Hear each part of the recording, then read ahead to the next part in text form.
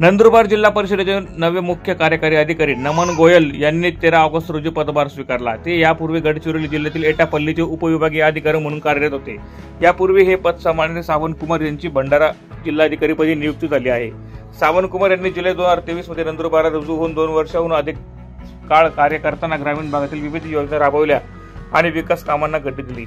पदभार स्वीकृतीनंतर नमन गोयल यांनी जिल्ह्यातील विकास कामे आणि योजना प्रभावीपणे राबवण्याचा निर्धार व्यक्त केला आहे।